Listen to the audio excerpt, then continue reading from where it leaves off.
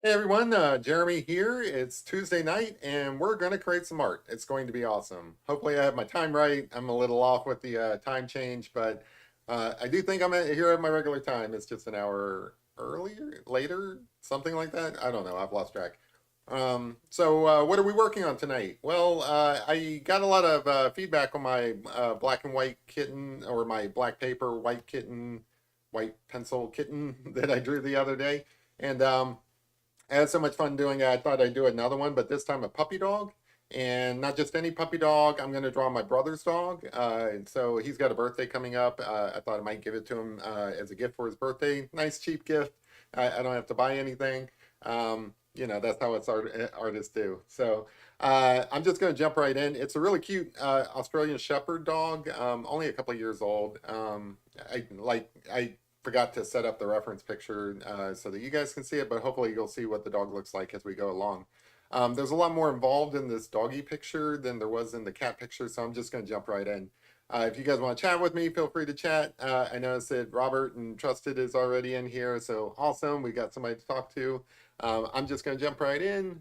Um, so yeah, for these for these white pencil on black paper things, I wanted to show off my like supplies. Really, it's just the one pencil. This is what I do most of my work in. And then, for like highlights, I've got this white gel pen. It works really well with the colored pencil. Um, hey, Mama Q, how's it going? Um, and then I've got like a black pen in case I need to do any touch-ups or whatever. And then like, one of these like crappy erasers. As you can see, it's been through some trauma there. That's good for lifting up the colored pencil. I like to use the kneaded erasers more than this, but for some reason this doesn't seem to pick it up. And then, of course, pencil sharpener. So I just wanted to show off those supplies because somebody on Reddit had asked like what all I use for it. So I can refer them to this video. So I'm just going to jump right in. This is a little bit more complicated than the kitty picture because the kitty was just a face. So I think I'm going to spend some time, kind of working all over the thing, just kind of giving myself some reference. I think, I think I want the nose to kind of be around here, and then I think I want it to extend like his face to kind of extend up here, and I think that's going to be the head. He's got some torso here as well. I hate that my camera goes out of focus while I'm working on this, but and then he's got kind of like a paw around here. So I think those like little marks, and that's all it really takes. I don't go through the whole, drawing the big old shape because I feel like I can cheat and move things later if I want to.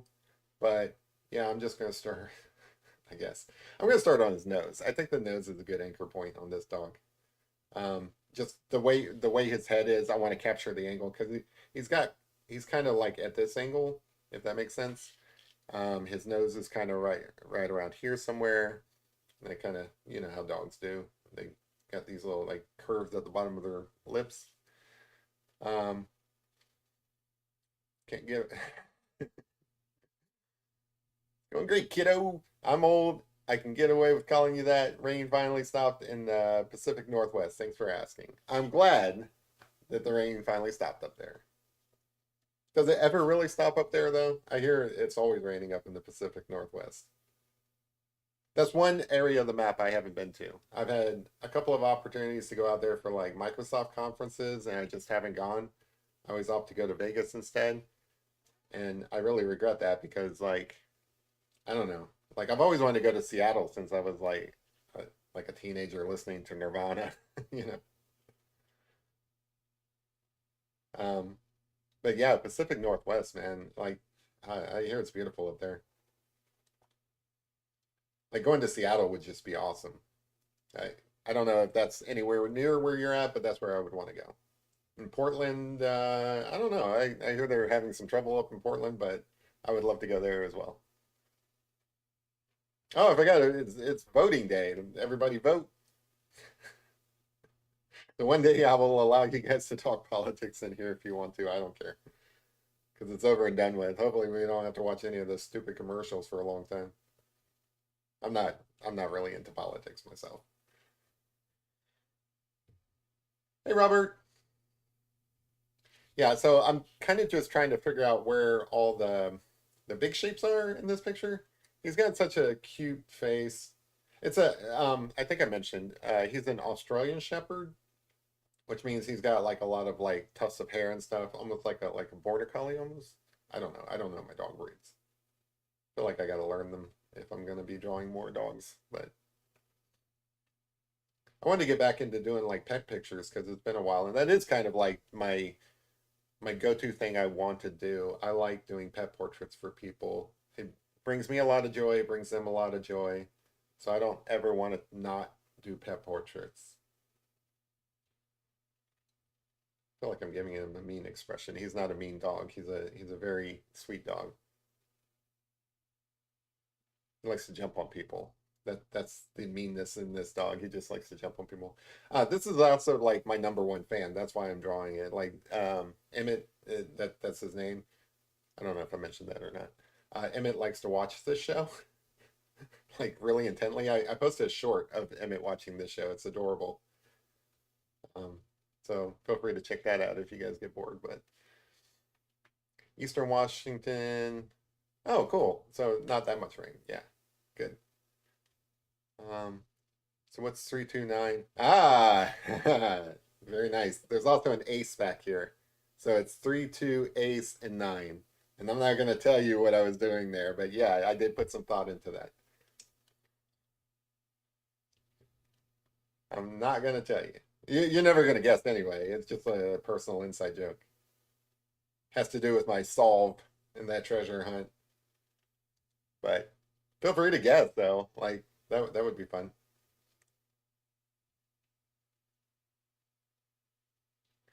So I think that's where Doggy's eyeballs are going to be. So this eye kind of fades off into the shadow. It's all kind of shadowed through here.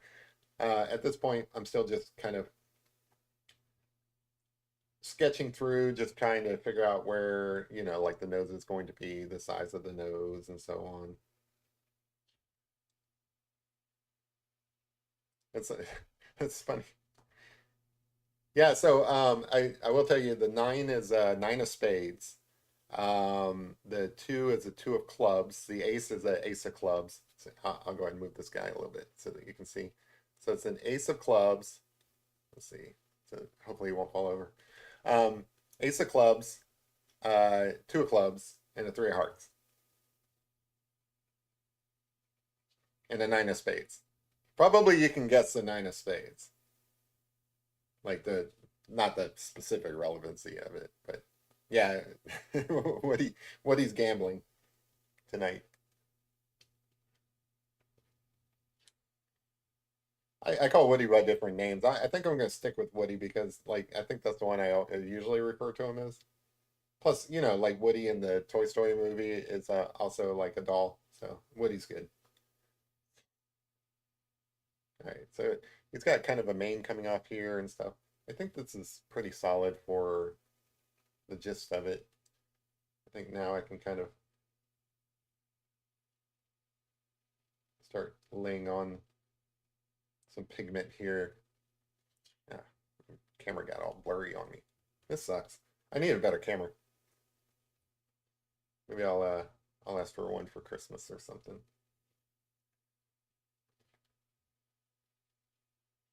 No, it's not the roads that lead to the correct Cimarron location, but it does have to do with the Cimarron location because that's where my solve was. It was in the Cimarron Canyon. So it you guys aren't ever gonna guess because it's such an inside joke kind of thing. But yeah, it definitely has to do with the Cimarron area, but it's not roads or anything like that. I feel kind of bad. Like I didn't want like you guys to focus too much on it because like really there's like no answer that's going to make sense to you guys. Like you're not going to be able to guess because it's like just part of my solve. I mean, I'll tell you guys if you want, but it's going to sound dumb, like all solves do. It's not an address,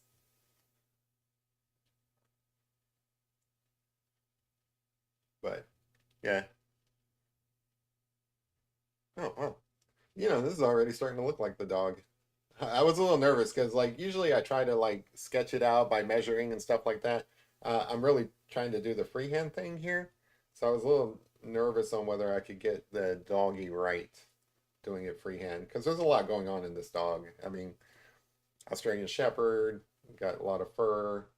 It's not like the little kitty cat face that I did the other day. I really want to at least get the face done today. I can worry about like the body because there's going to be like body coming down here because like the dog has like a mane and stuff. Like there's no prize for this. It's not a contest, guys. The prize is I'll draw you a picture. I should do like picture giveaways. I was thinking about like I've done a lot of pet portraits, over the months and stuff like that. I was just talking today with some people. Um, I was thinking about maybe kind of like splicing them all together and just doing like a big 24-hour marathon or something, like a live stream, not where I'm actually drawing, but just like replay, kind of like rerun of all the dogs and cats and other animals that I've drawn, and leave the chat open so that I can just hang out with you guys and chat throughout the day. Maybe take a nap while I'm doing it or something like that. But I think that'd be kind of cool. The only thing that's kind of stopped me from doing it is it's going to take a while to like splice all those videos together, which isn't the real problem. The real problem is like it'd be kind of boring without like background music or something like that. And coming up with 24 hours of background music, that's a chore.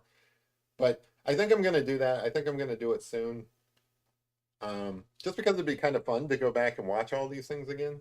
Uh, I don't expect anybody to sit through the duration of it, but I'm going to try myself. I'm just going to have it kind of running in the background, maybe watch some Netflix while it's going on or something like that. And just, if somebody comes into the chat or something, I'll chat with them. Just a big old marathon of drawing animals.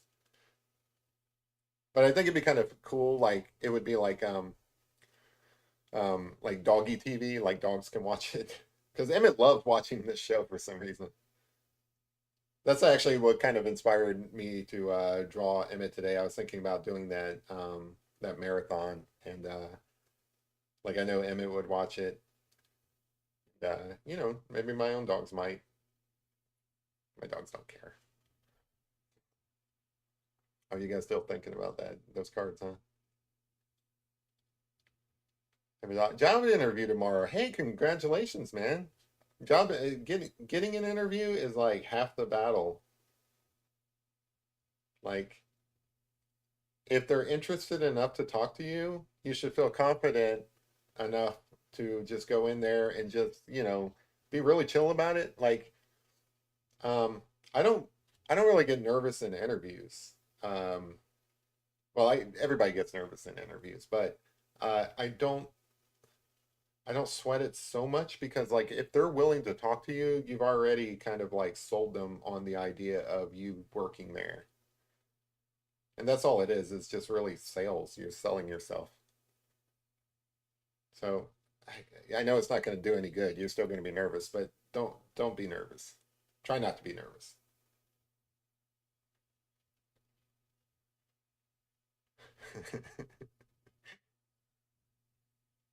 So yeah, this is going to sound dumb. I'll go and go over it. Obviously, the nine of spades is because there was like nine clues, and I thought maybe you'd have to dig or something like that. So you would use a spade, like a shovel or something. The 3-2-1 is because in my solve, I really focused on those marbles.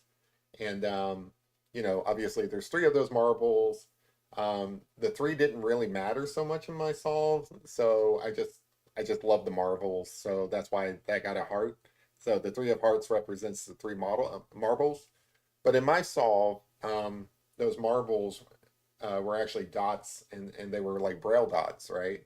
So if you go and look up the pattern that they make in that marble picture, it actually is I mean, well, it's not actually because it probably means absolutely nothing in the actual treasure hunt.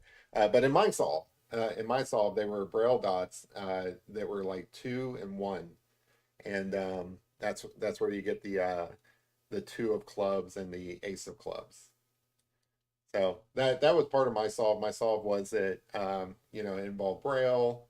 There was actually like braille in my mind, at least, on a tree. There was an A and a B, and in braille, A is one dot and B is two dots.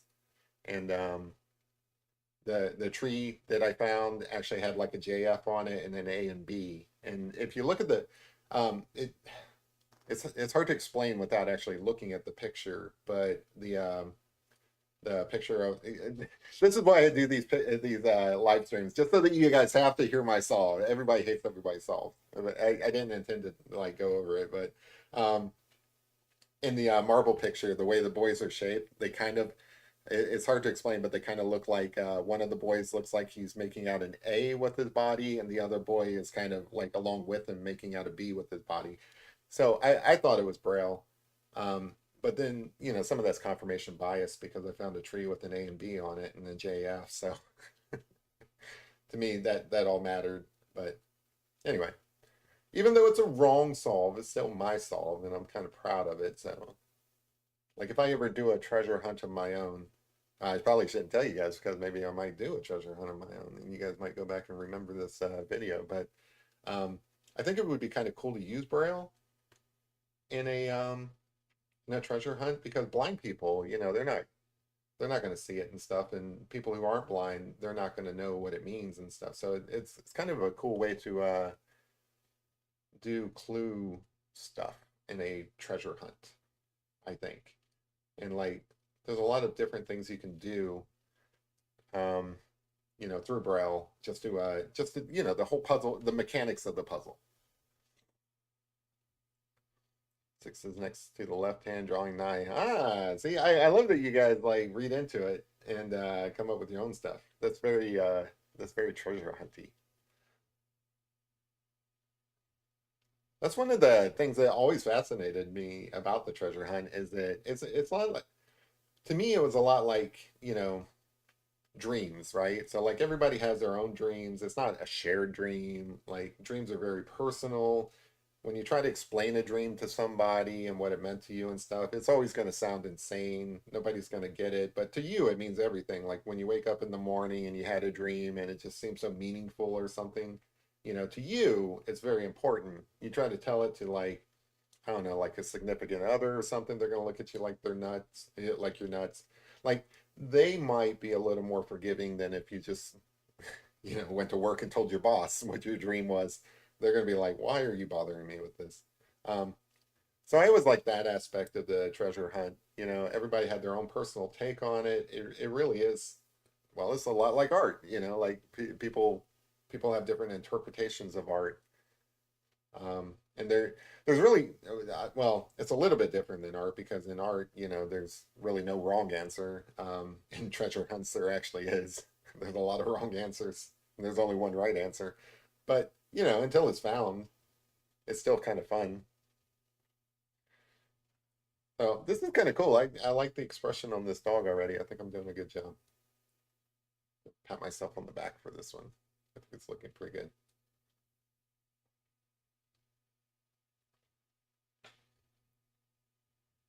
Oh, let's see. Oh, a retail job. Well, shit, man. If it's retail and stuff, don't be nervous at all. Just go in there and put your best foot forward. Be positive. Um, you know, just go in there and be yourself, man. You got nothing to worry about.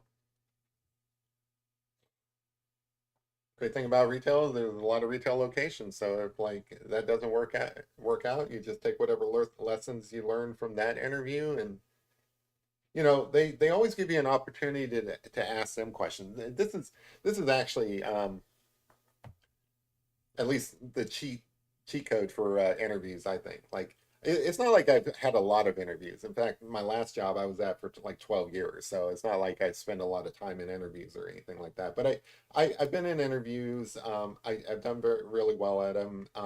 I've given interviews to others. And I've also made a lot of recommendations for people. So like I used to do like mentorship, like software programming mentorship, which means like, I've been doing it for a while. And then, new people come in and they're like junior developers. They've only been like working in the industry for like a short period of time and stuff like that. So like I would mentor them and stuff.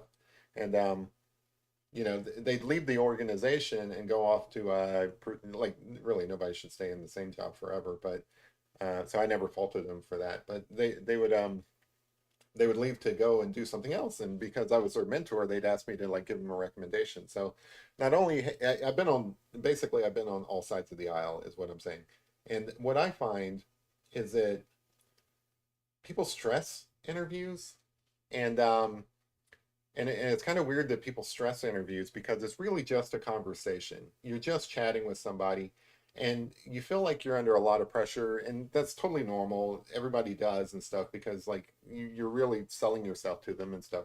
But I think what most people forget is that it is a conversation. It's a two-way conversation. And they want to know more about you, but the best way to let them know that you're a good fit is to ask them about themselves. And I think what you'll find is people love talking about themselves. They really do. Not me because I'm an introvert. I actually hate it when I have to talk about myself.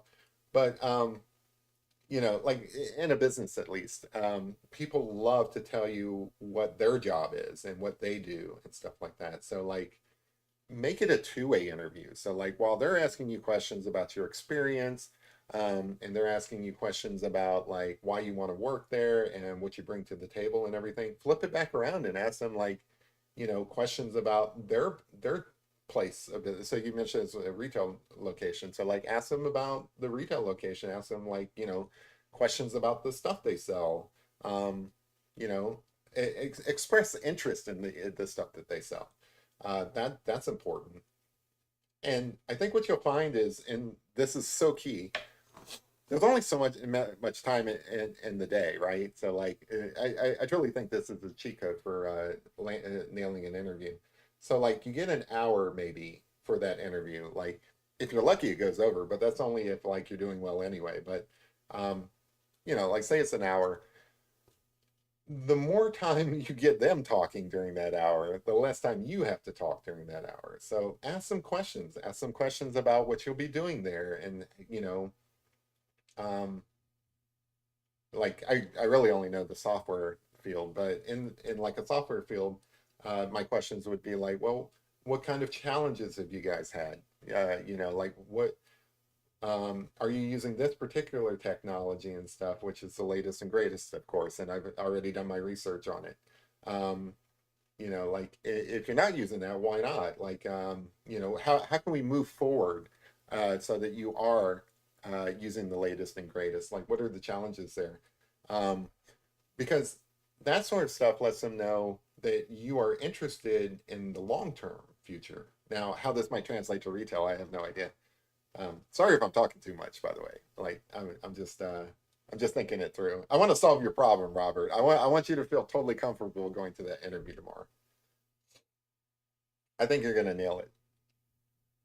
But yeah, I mean, if it's a retail location, spend some time on their website, get to know the stuff before you go in there, and just be like, "Hey, it's awesome that you're selling Nike shoes or whatever that it is that they sell," and be like, "Man, I've always been into Nike shoes. I'm like a huge fan and stuff like that.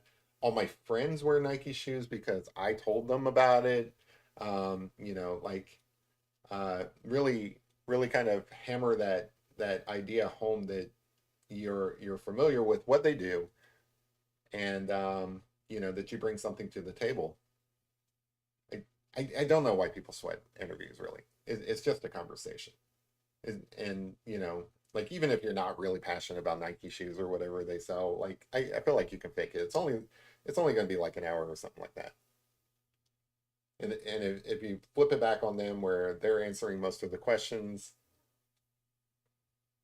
because they don't know the difference. Like it's just filler conversations. Like when they think about it later, they're gonna be like, "Oh, we talked about Nike shoes," and the guy seemed really enthusiastic about Nike shoes. They're gonna forget that they were the one talking about Nikes most of the time. Yeah, that's I'm making it up on the fly, but I really do think that that's the winning solution to interviews. Like I said, I've done a few myself. I've done them with others. Like this is this exact thing, the same thing that other people tell me when they get out of an interview. Like, um, just be the consultant, like just be the guy that's there to solve whatever problem they've got, you know, and or at least convey to them that you're going to solve that problem. So like sales are down. Well, guess what? You're the new guy and you're super excited about selling Nikes. Whatever the problem is, and that's part of the conversation. You ask them like, what are your pain points? What are the problems that you're having that you feel like you need to hire me? And then I'm really really super excited about solving those problems with you. I've got great ideas, and now that I know a little bit more about your business, I'll come up with some other new great ideas. Like um, this is a great first interview. Like don't even give them the option of telling you that whether or not you're going to have a second interview. Just go in there and be um, like, yeah, I appreciate you guys having me come out here. I think that this is going to be a great interview. Like tell them already like how the interview is going to go. Don't let them decide. So, tell them how that interview is going to go, and then at the end of it, reinforce that by saying, yeah, guys, I know that you guys brought me out here and I appreciate the opportunity. I think this was a great interview. And I'm going to go home and I'm going to spend some time, like just call me whenever and stuff like that. But I'm going to be proactive and I'm going to look into Nike shoes since that's what you guys are selling. And I'm going to come up with the best strategy for selling Nike shoes. And, when you guys have me come back for the second interview, I'm going to be prepared with some ideas. Like, don't even give them the opportunity to tell you that you're not coming back. Like, regardless of whether they call you back or not, that really sounds good in the interview, I think. And this is actually looking pretty cool. Like, I can talk and draw at the same time. I don't know how well I'm doing on progress. I know that I like to keep it pretty short on weeknights, but yeah, don't listen to me, Robert. You're fine. You're gonna nail this. Just get plenty of sleep and relax about it, and just go in there like you've been in there and you guys have been best buds forever. And the, you know, try your best to just kind of lead the conversation, I think. And I'm 100% you're gonna do great. Plus, you're always friendly and chatty and here and stuff like that. Just take that with you. You're gonna do great. Like by Friday when we do another live stream, you're gonna be telling us how you got the job. It's gonna be cool. That's my prediction.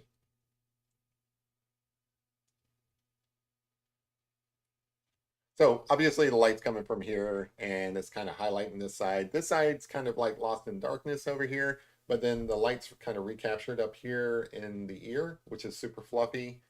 It's just kind of like a bunch of random fur coming off. I guess I should probably read the chat and see what else you guys were talking about. Jerry's teaching and preaching. I've got a lot of opinions about all kinds of things. I don't know. I don't get me wrong. I stress about things same as everybody else and stuff. But like every single time when I get home after an interview or something like that, or like anything, like um, I since I'm doing freelance now, I sometimes have to do the sales bit. I don't have a salesperson. I thought that would be challenging. I thought like, I'm just a programmer. I'm not cut out for sales. I don't know what's involved in it. I don't want to do that crap. And I still don't really want to do that. It's not something I enjoy doing, but um, I don't really stress it that much anymore because I do kind of look at it as a conversation. Like when somebody wants me to build a website for them or some other software of whatever type, it's not about me. It's about whatever problem they're trying to solve with that website or that product I'm building for them or something like that. And I'm super passionate about building software, so it becomes a conversation about the software itself, not me, and that takes a load off. That's probably the best advice I can give. Make it not about you, and that takes the weight off of you.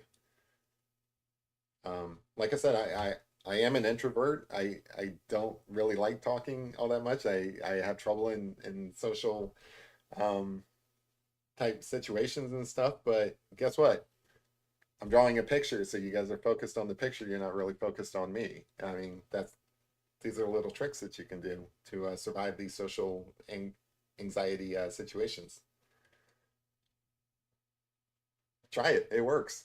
It's great. It's not like you're tricking them. You're tricking yourself into feeling comfortable. You're there to solve their problem, whatever it may be, which probably is selling Nikes. What kind of stuff are they selling? Anyway, do you know? If you don't know, you should go to their website and find out so that you're informed.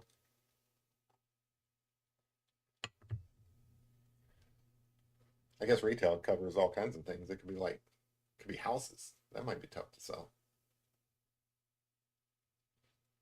It's not like drugs or anything. Is it? Like you're not interviewing to be a drug dealer, are you?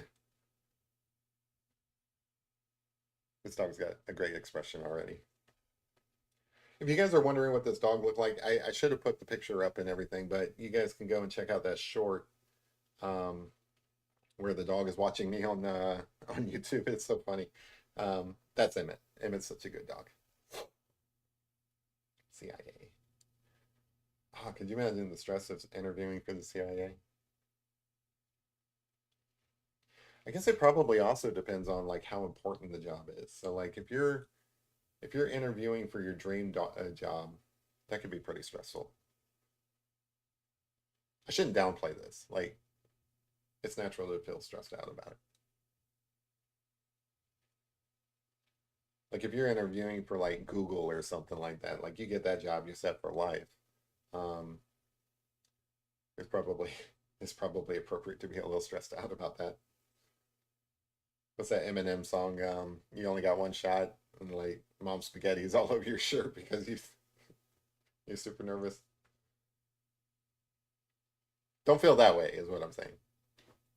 Walgreens, no drugs. Yeah, what do you think they sell at Walgreens?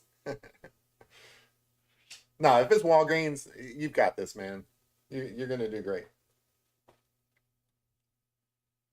Because you got to think about your competition. Your competition for that job, they are not going to come in there with like the winner mindset, which is what you're going to go in there with tomorrow because you're going to feel super confident about it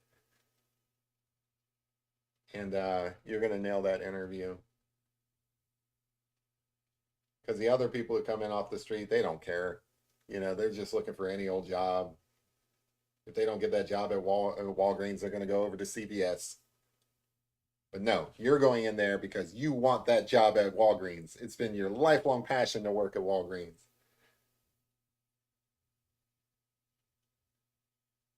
You wake up every morning and you wonder, how can Walgreens be better? Because it's not really sales at Walgreens, it's customer service. Yeah. So you go in there and you talk about how you've been to some Walgreens in your days, and the number one problem you've seen is that the people behind the counter just don't care. And what makes you different is that you absolutely care. You want to help every single customer that comes through that door find exactly what they need and leave Walgreens super happy. That's what makes you different from all the other people. Like I've been to a Walgreens or two. I know that they don't care. Like they're just phoning in their job. They're like, man, when's this shift over? Like how did like the only time they ever wanted to get into Walgreens was that day that they got hired, and after that, they just wanted to go home. That's a Walgreens employee. You're better than that, Robert. You're better than that Walgreens employee. You're the best Walgreens employee ever. All right.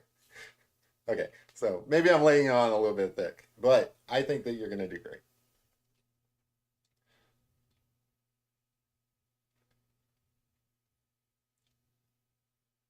That actually sounds like a sweet gig. Like, um, Walgreens is actually pretty cool. They've got like all the stuff that you could possibly need. Some of it's a little more expensive at Walgreens than it might be elsewhere, but like you can get all your food at Walgreens, you can get your medicine at Walgreens. Walgreens is great.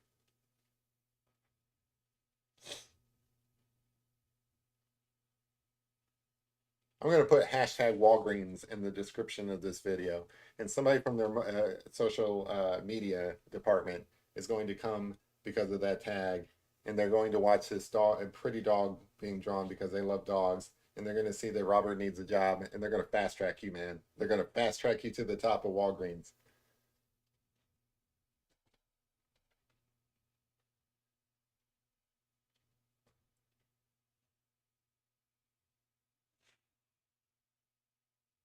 100 people, yeah. I keep telling my dad he should get a job at Home Depot. He's like, I feel like Home Depot, as far as their like sales associates go, like if you're like a jack of all trades, like basic plumbing, basic hardware, basic you know like tools and things like that, that's a good fit for Home Depot. And my dad's like retired military, and he's always like he's always looking for something to do.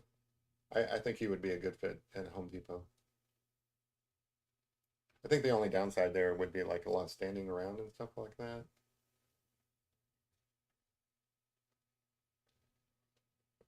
This is going faster than I thought it was going to as well. Like I thought, like there's a lot more to do. I need to build up those values because like he's got some really whites. So this is in black and white, but the dog itself is kind of white and tan. It's a very very beautiful dog. Um, Maybe when I post this to the about page, I'll throw up a color picture of it. Not it, him, and so you guys can see how beautiful this dog is. I've been meaning to draw Emmett for a while. I just haven't gotten around to it. And then I was thinking like, what am I going to draw today? I was thinking about doing like, I wanted to do another black picture, a black paper picture with white pencil, but from there it's like there's a whole bunch of different animals that would look cool like this, and thought about maybe doing a horse and stuff, but I'm glad I'm doing Emmett. Emmett's such a sweet dog. Mhm. I wish this photo had him smiling. Like he's got a beautiful smile. So you may notice, and it's kind of hard to see on camera, but one of the techniques that I do is I try to like just kind of scribble in like large shapes, like large areas of value here, and then I come back and I worry about like making them look um, realistic, like as far as details go and stuff, only after I've got like the large shapes going, because like you're not going to see every individual hair and things like that in these smaller shapes, or like they like not smaller shapes in these big patches of shapes or whatever. You guys know what I'm saying.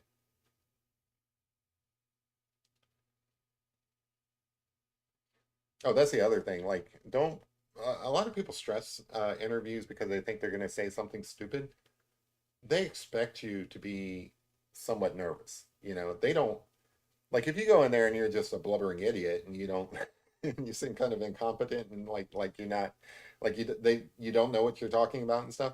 They'll probably see through that, but they're going to grade you on a curve, I think, because they know that you're going to be a little bit nervous. Like I remember having those conversations with people after, like, sitting through an interview with a prospective employee, and you're having a conversation, you're trying to kind of judge whether they're a good fit and stuff like that, and it comes up like, well, they seem super nervous, right?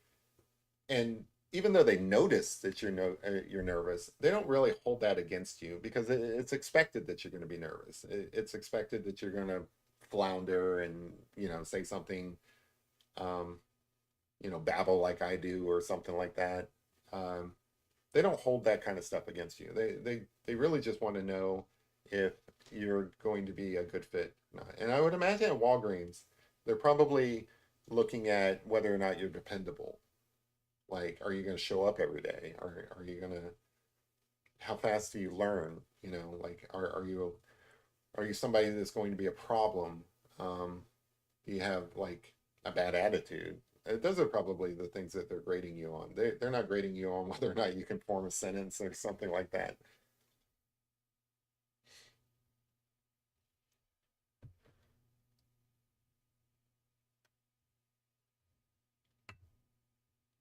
43 million dollar store. Oh man, that sounds like real work. That sucks.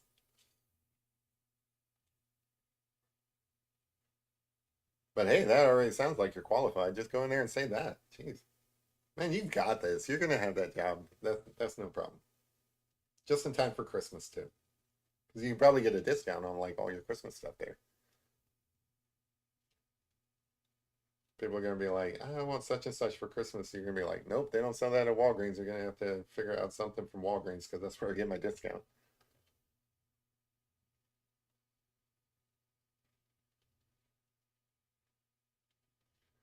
All right, let me judge. That's about the same size eye. Like you don't see the actual eye, but I think that's about the same. Yeah, let me kind of, man, freehanding this. This is actually working out. I like it. All right, so in here, you've got a little ghost of an eye. Yeah, just the where the light kind of catching it on the corner there. It kind of looks a little spooky. Like I don't want him to look mean because he's such a sweet dog. But I think that's good enough. And then you've got this ridge of fur catching a little bit of light coming down off of it. It's such a weird thing to draw with light instead of draw with shadows, but I like this effect. I like these pictures. I don't want to just do these pictures because like I think that would get kind of a little boring after a while. But I like coming back to these type of pictures. Yeah, white on black. Probably should draw a horse like this. Everybody around here likes horses. Everybody around here likes horses, but it seems like whenever I draw a picture of a horse and I put it up, like it doesn't get any love. Like like the internet as a whole doesn't care about horse pictures, but everybody around here does. So like I have to draw horse pictures. Yeah, I think that looks good.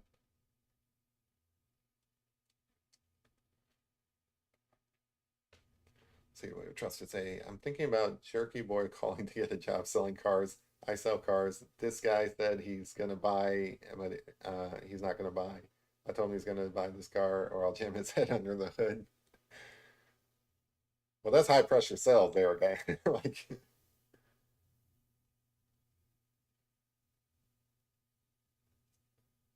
I'm the perfect customer when it comes to buying cars, because by the time I go in there, I've already I've already told myself it's going to be a painful experience. Um, I've already done my homework on what that car is worth. Um, I already know what I'm going to pay for it and so on. So I'm already prepared when I go in there to buy the car, not just financially, but also like I've already had that not crying moment, but almost crying where you're like, oh man, this is going to set me back buying this car. I've already gone through all of that in my head, so I already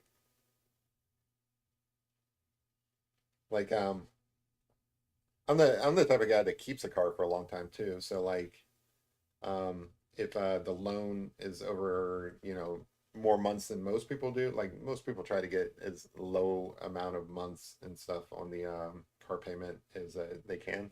In my mind, I'm like, well, it's like paying rent or something. Like it's just something you pay every month, and I just don't care if it strings out for too long. Um, that works for me. I know that like you end up losing a little bit of money doing that. It's not the best financial decision, but it works for me. So like when I go in there, the guy expects me to want like a short loan and stuff like that, and I've already worked it out in my head what I'm willing to pay and everything. So like I'm like, look, can we just cut to it? Like just I already know what this is going to cost me. Can we just skip to that part? Like, I already know how you're going to screw me over in this deal. So, like, why don't we just get to that part where you screw me over and just call it a day? Let me drive home with my new car. You get your commission, everybody's happy.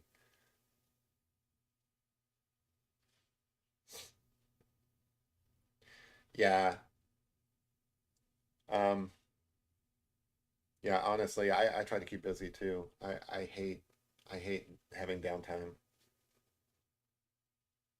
I mean, I like even like while I'm doing stuff, I like to be doing other things. That's how bad I am. I hate just not doing anything. Like I don't even know how to just relax and do nothing.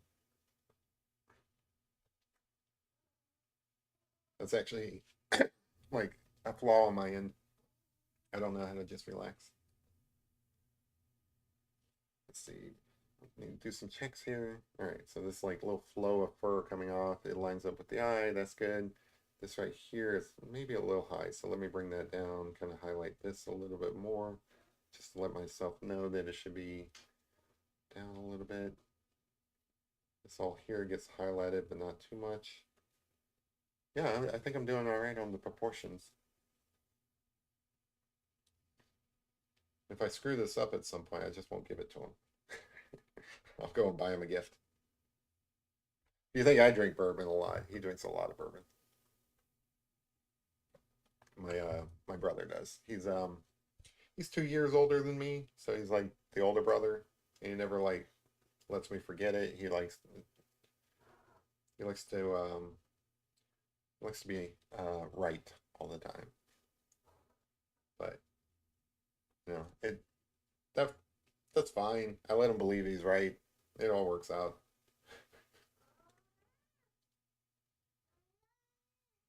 What you crying about, kitty? You upset I'm not drawing a picture of you? All right. Let me work on this mouth down here a little bit. Thanks, kid. It looks a little rough now, but I think it'll look smoother as I work on bringing in some light into some of these areas.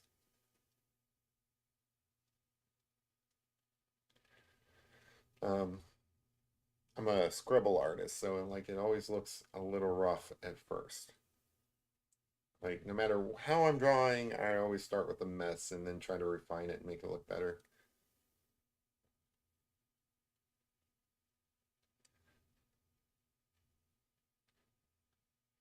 I think a lot of that has to do with I try to get the picture done in a shorter amount of time than maybe I could. Like if I spent more time in a particular area instead of trying to because I don't start with like a tracing or something mapped out and stuff. So I have to like just kind of get a lot of it down pretty quick so that I know where everything is, so that I'm happy with everything and can kind of develop it from there. So I think that's why it looks a little messy at first. Like I actually think that's part of the process. It's going to look messy and then you kind of refine it. And I'm pretty comfortable with that. Like I wasn't at first, but over time I've become more comfortable with that being the thing. Like I remember, like it wasn't that long ago. I've only been doing this since January, but I remember feeling a little uncomfortable with my messy pastel pictures actually, where they would look really bad for so long that I'm like, oh man, people, nobody's gonna watch this because it just looks like garbage, you know. And now I'm just comfortable with that being part of the process, and I try to make it look less messy you know, I try to make it not messy for too long, and that's kind of like where I'm at. As long as it doesn't look too messy for too long, I'm happy. Wintertime in Illinois. You're gonna hate that it was like almost 70 degrees here today.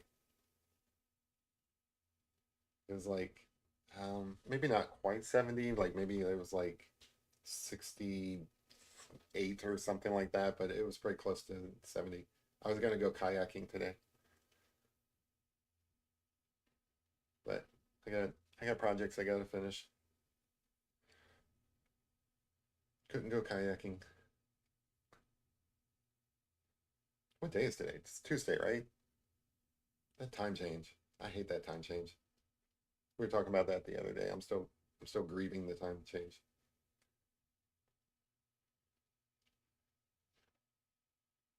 Kind of looks like Emmett. Need some more development.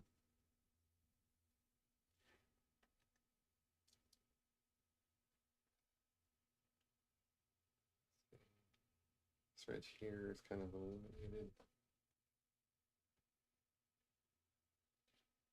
So this picture, I'll tell you like a little prep trick that I've developed. So this picture is one that I had on my phone for a long time, and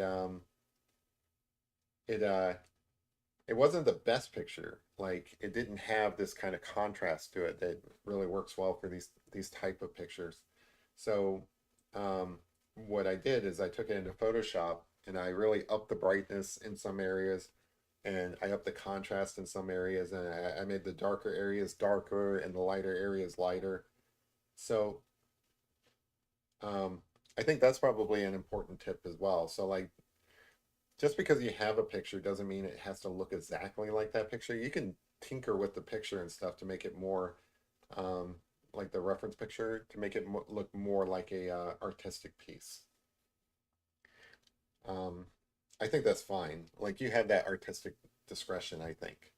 Unless like unless the person you're drawing it for wants it to look exactly like that photo, I feel like you can change it a little bit if you want.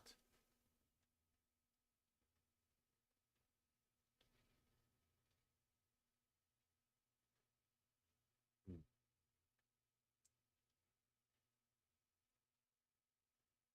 I think you're gonna get that job, Robert. I think it's a good fit. Seems to be exactly what you're looking for. Just, something to occupy your time, maybe help people. Um,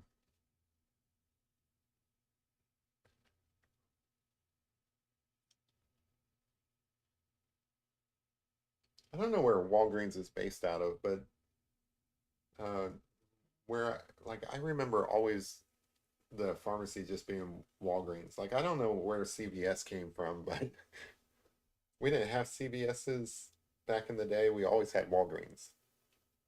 Like, they've been around forever.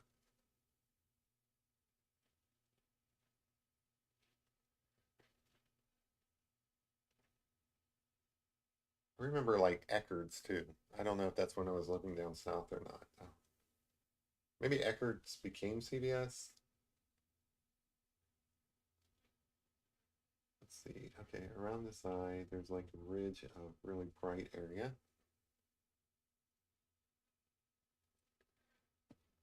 Coming up into there. And above his eye, also a little bit bright. And then I think this kind of comes around here. And this side of that eye is really lit up.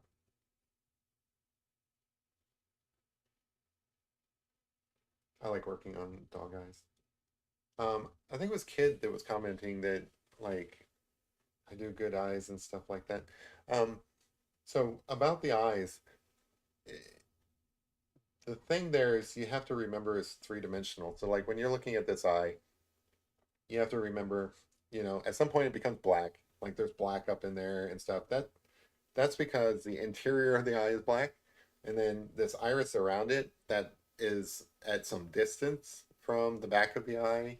Um, and you have to remember the iris is convex, right? Or concave, sorry. The iris is concave. That's where it goes in. Um, so it's kind of like a disc that is indented. Um, and then when you go to do like the highlight, I'll go ahead and do that now. The highlight over it, that's convex, right? So that's on like a different plane, and it's up above all the other stuff, and it just becomes three-dimensional essentially by remembering that you've got at least three layers going on in that. So you get like this three-dimensional eye. Hey, thanks, Larry. I'm gonna sharpen this pencil now since I'm getting into like detailed areas, I guess. I like to keep it pretty dull when I'm working on bigger areas. And then it really doesn't matter because you can use the side of it if you want it to be dull. But when I'm working on like, you know, getting in some highlights and stuff like that, this is where like individual hairs and stuff like can come through and kind of shine over the other ones.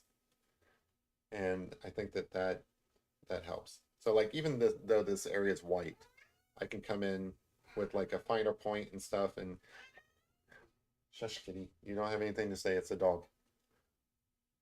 I can kind of come over with like just some little areas of white that is a little bit brighter, right? And it gives us like appearance that there's more hair there going on. And I don't have to draw each individual little hair, just coming in and adding a few details and stuff.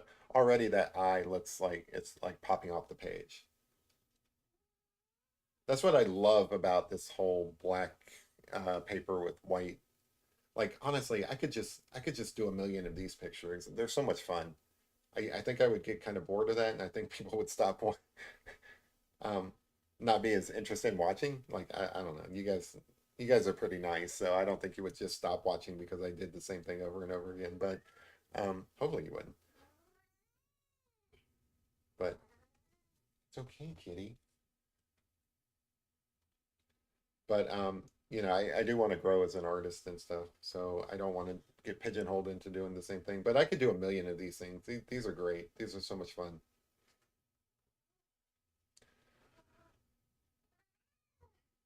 Like they always turn out visually cool. Like when I do them right. Like I think I've screwed up a few. I did a I did an eagle for July 4th that I wasn't too happy with.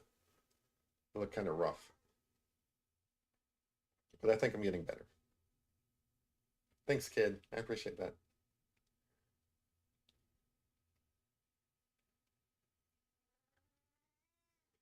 This dog has really soulful eyes too.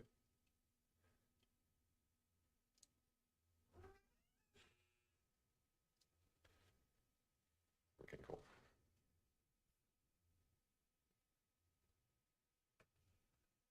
You guys probably heard my dryer in the background buzzing. I don't know why people do laundry during my live streams.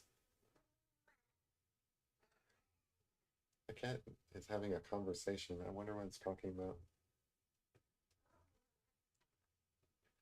Halloween's over. There's no ghosts here.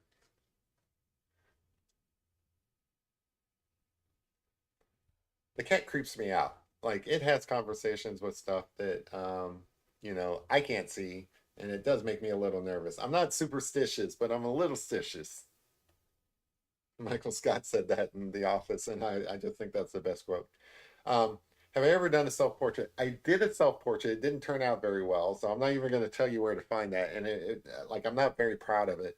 I feel like I've improved since then, and I should really give it another shot. Um, but yeah, I have given it a try, and it's hard. It is really hard. At least it's hard for me. I don't know if other people do better at it, but I don't know. Like, cat, shush, go play with your toys. They're all over the floor. Um, I don't know what went wrong. Like, I ended up looking like I was 12 years old, which obviously I'm not 12 years old. Um, so I don't, I don't really know.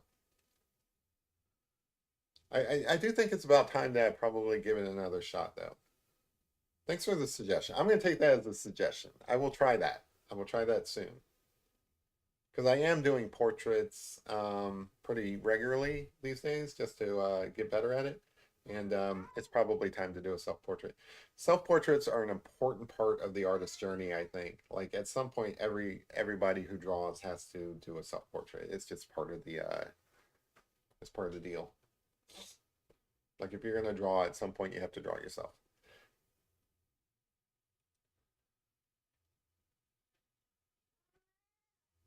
But also, I end up drawing things that I think others would enjoy more um, than things I draw for myself. Like I still haven't gotten around to drawing my other dog. I drew Guinness just as like a test a couple of times, just because he's easy to work with. I haven't drawn my dog Barry in quite some time. Um, Basically, I draw things that I think people might find cute or people want or something like that. I don't want to. This is not a good picture. At least in my mind, it is not something people want to look at.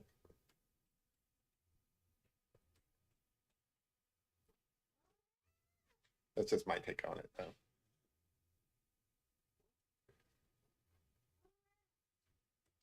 Hey, cat, you had some toys around here. Play with those. Here, play with this. Go play with that. Cats are easy to entertain.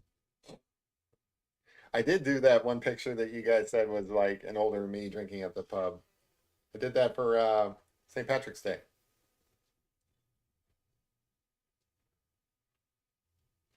I ended up sending that to Just Dave because like he actually lives in the UK. Now I know that the UK is a big place and that he doesn't live in Ireland, um, but I thought he might get a kick out of it, so I sent it to him. Just Dave's like I don't know if you guys know him, but he's a really cool guy. He's had me do a couple of pictures for him. He's really into dogs, particularly greyhound dogs.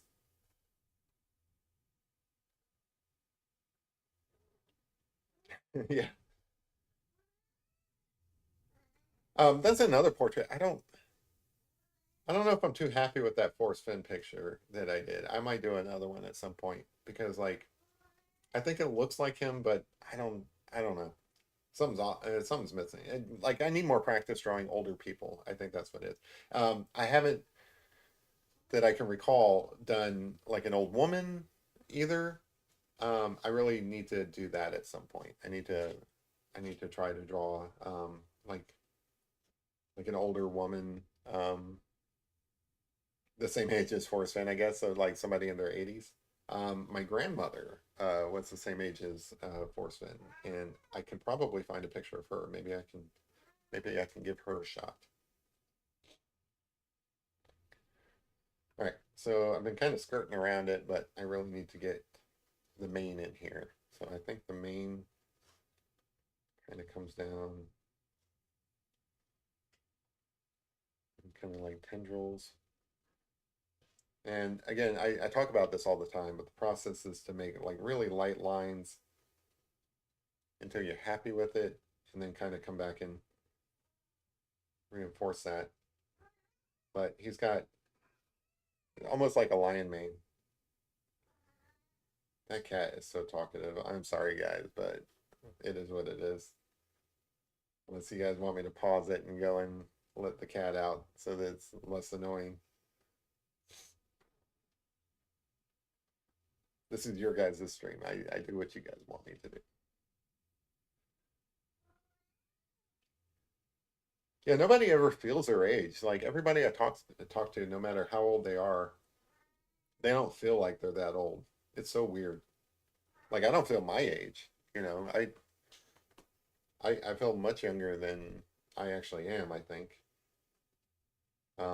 It also helps to hang out with younger people. So like I have a couple nieces and I have a nephew. I try to hang out with them whenever they allow me to. I've got a lot of friends that are maybe, you know, 5, 10 years younger than me, and I think that's important. I've also got older friends as well too, and that's probably important too. Like if you hang out with older people, you feel like, "Yeah, well, I'm not as old as they are, you know."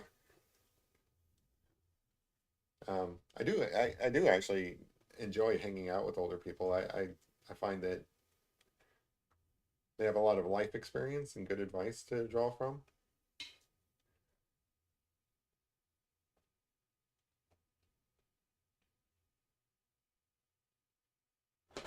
Honestly, I just listen to anybody's story because like everybody's got something to offer. I know it doesn't seem like it because I'm so talkative on this show, but really in real life, I'm more of a listener. I like to listen to people talk more than I like to talk. I feel like I need to talk on this show so that there's not like dead air and stuff. It would be a little bit awkward. So this isn't me at my usual.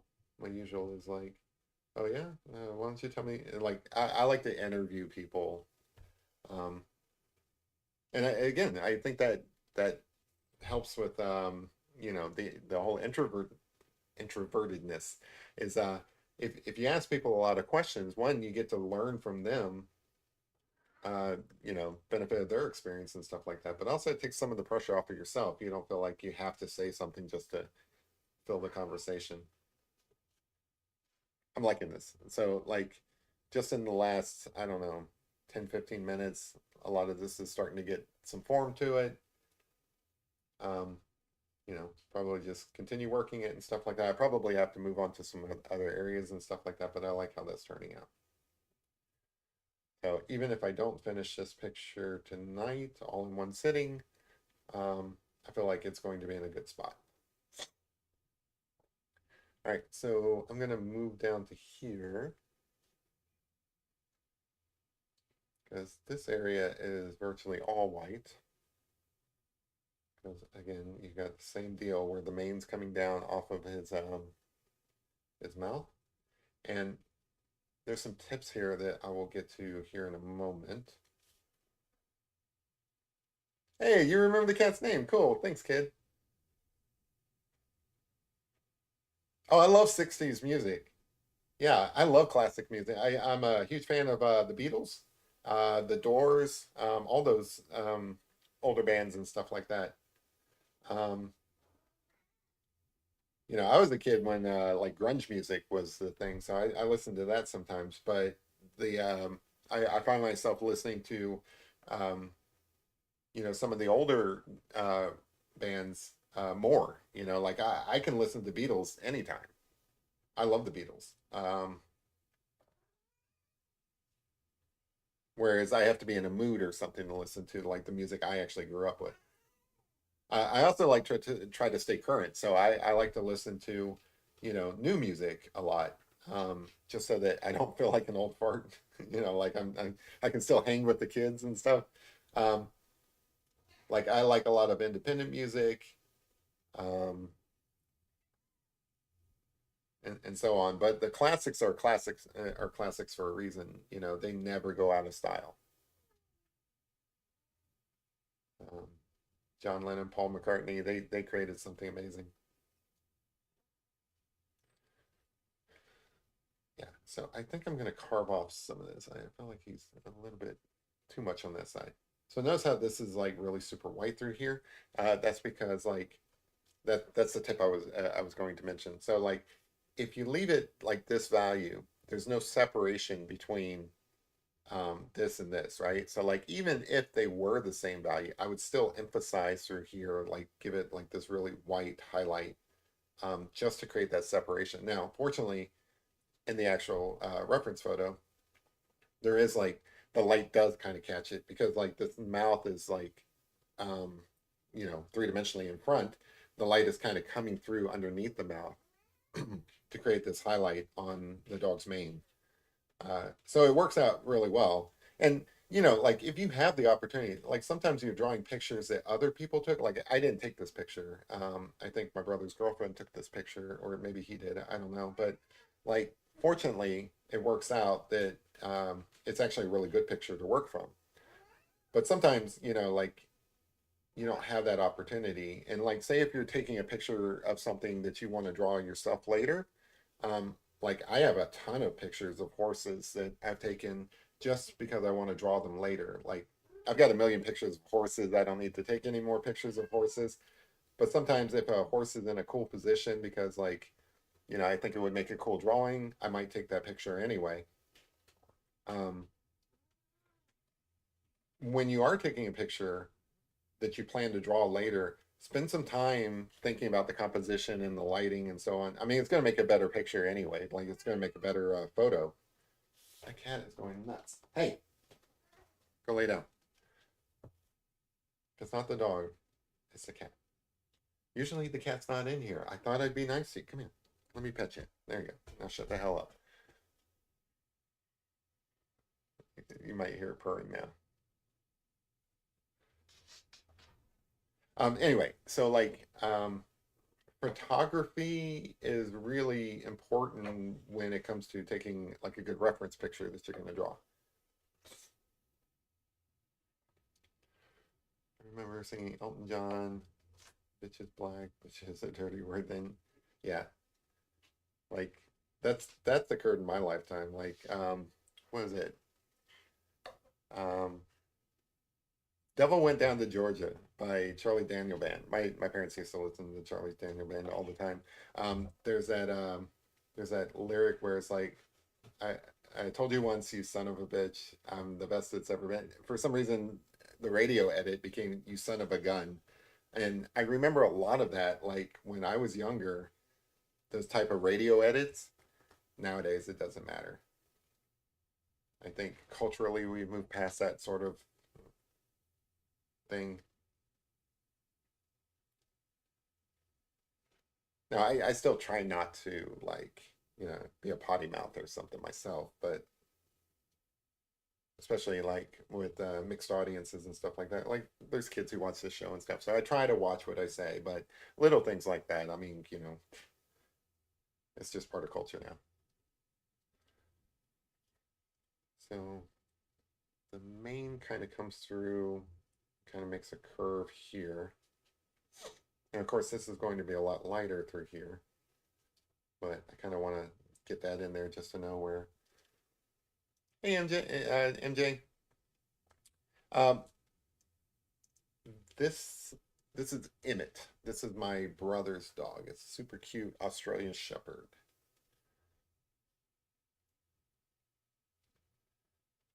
And I think it's turning out pretty nice. Let me wipe my nose real quick. I had a bloody nose earlier because of the dry air, so I always get nervous whenever I feel that my nose is wet. I don't know if I need to wipe it because I have allergies or if I need to wipe it because like I'm about to have like a bloody nose on camera. That would suck. I don't want to gross you guys out. All right, chill out. Oh, we're still drawing. We're only about an hour and 15 minutes into this. Let's see. So this kind of comes around here. There's a dark pocket there, but you've got almost two layers to this main one that kind of comes through and around like this, and then this one's a little bit more highlighted. I don't want to spend a lot of time over here because like I feel like a lot of this is in shadows, so I don't really have to worry about it just to make a pretty picture. There are some details in there that I want to make sure get in, but that's all stuff I'm not worried about doing like during the live stream. It's touch ups I can come back and deal with later. I just want to get a decent main going in here so that I can kind of come back over here and finish up this part. That's the part I actually want to get to. But let's see, judge distance. I think this actually comes to a point over here. I was drawing it here, and I don't think that's right. So you see that there's like all these little touch-ups that you make as you go through the process. I'm multitasking here. I'm petting this dog so that it'll calm down while drawing. Actually, I'm triple tasking here. I'm talking to you guys while petting up my dog while drawing another dog. That's skill. You can probably find somebody who draws better than me. That's probably pretty easy. And you can probably find somebody who talks better than me. That's probably easy as well. But can you find somebody who talks better, draws better, and pets their dog better all at the same time? I don't think so. That's my skill. That's my superpower. I can draw, talk, and pet a dog at the same time. Yeah. So I think that's about right. Like there's probably some adjustments I'll have to do through here as I develop the picture further. But I feel like if I had to, I could just abandon this side over here for like a later setting and it's not going to look too terrible. I don't like it just sitting there like that, so I am probably going to tinker with it some more in the future. But for now, I feel comfortable with that side of the face.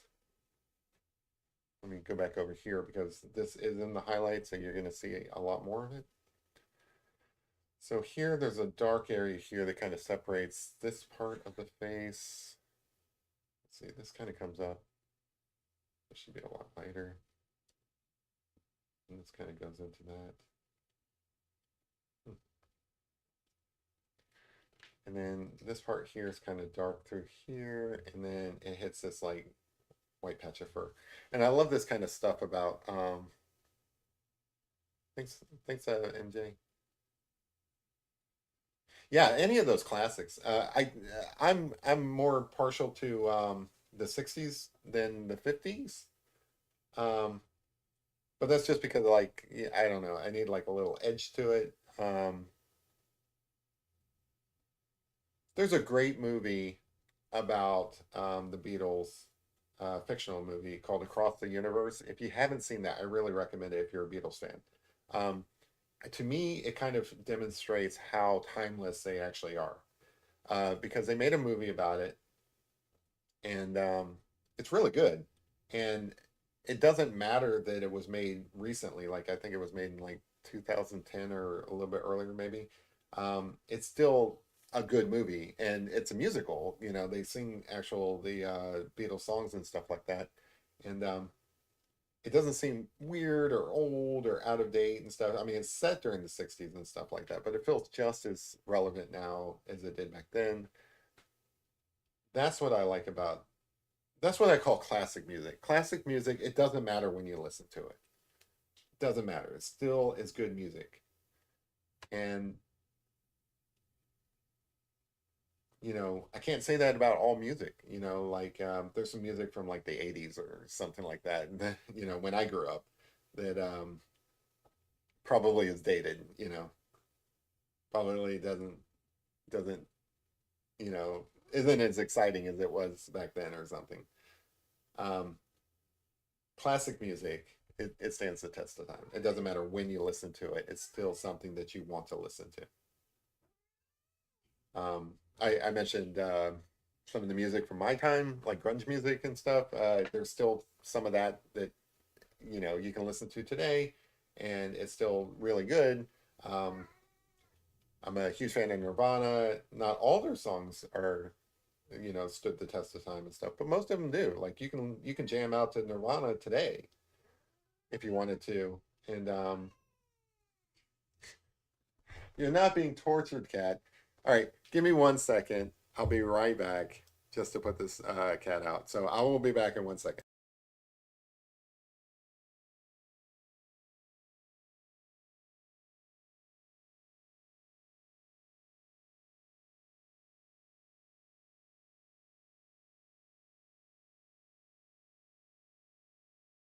All right, sorry about that. The cat is out of the room.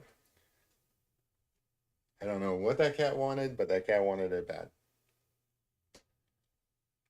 Um, what was I talking about? Oh yeah, I was talking about um, classic music, and there a lot of that stuff just stands a test of time.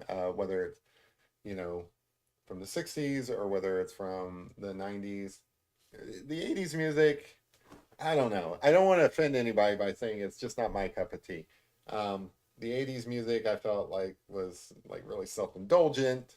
Um, you know, talked about like excesses and stuff like that I'm not really into like I don't like hair bands and stuff like that. It's just not my thing.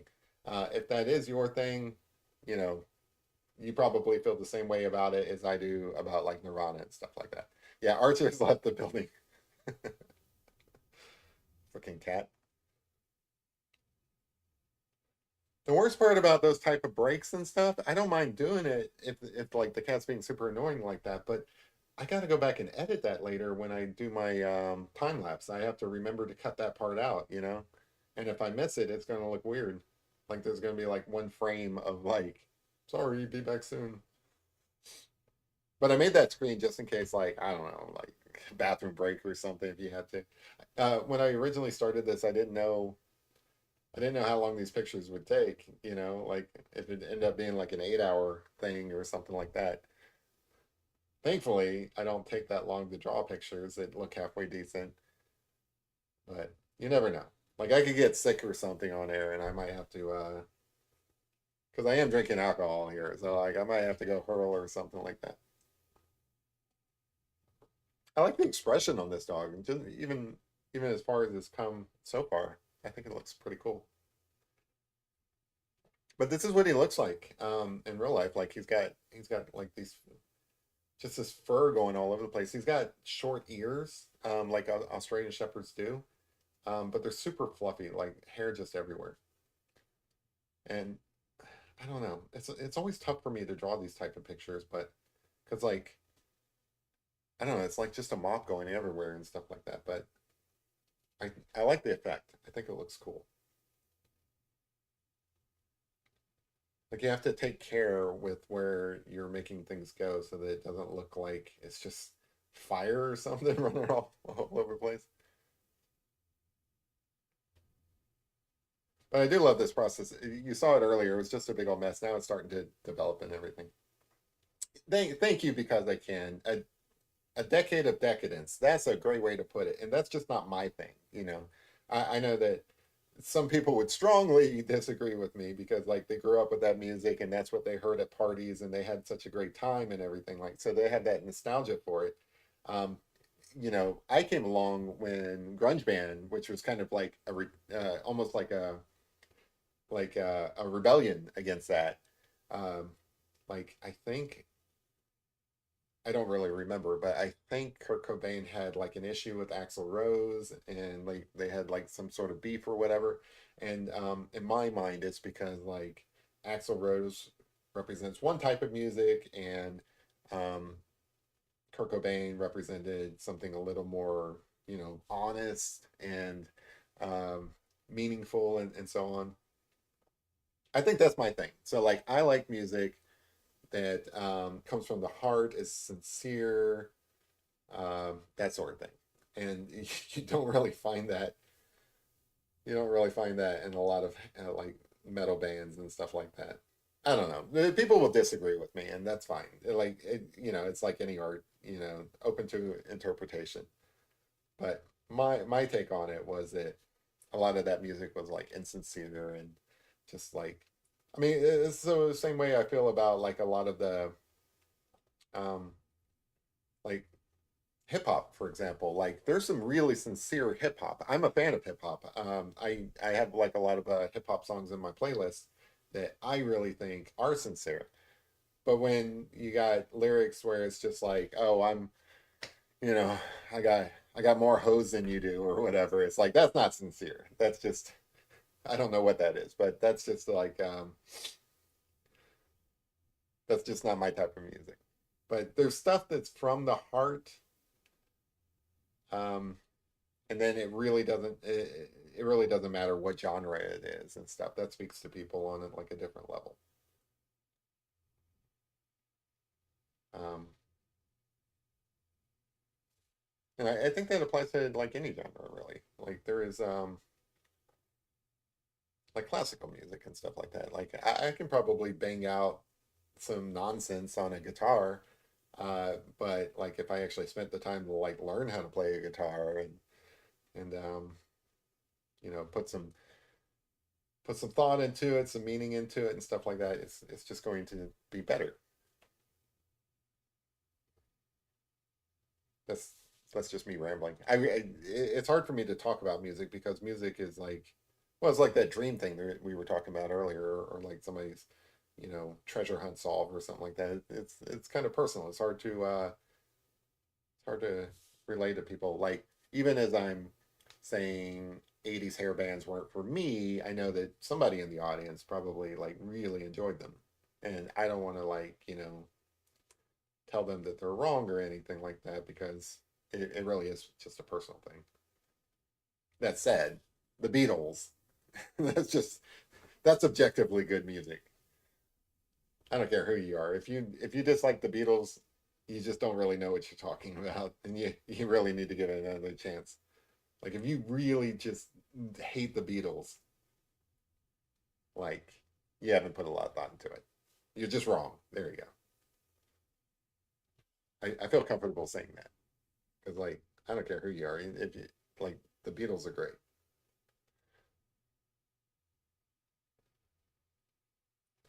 So this here had no form before, just adding like just continuing around the head. This is where the light catches it, and now we've got some form over here on the top of the ear. Doesn't matter so much the rest of the ear because it's lost in shadow. So like you just kind of come through and add a few lines just to let people know where the ear ends. And even if that wasn't in your reference photo, like say it was completely dark, it looks weird if it's just cut off. So like your artistic discretion should be that I have to put in something over here just to let people know where this ear ends, so that people know that well, it's a short ear. It's not a floppy ear. It doesn't come down here or something like that. I think that that's important. So again, regardless of what's in your photo, you want to do these type of things. Well, crap, I've said this before, and I should probably just kind of reiterate it. It's about communication. Like I don't care what kind of skill set you have as an artist. You're primarily doing a visual art where you have to communicate certain things. So I am communicating the shape of this ear by giving it kind of like a little highlight on this end, even though it's not really in the photo.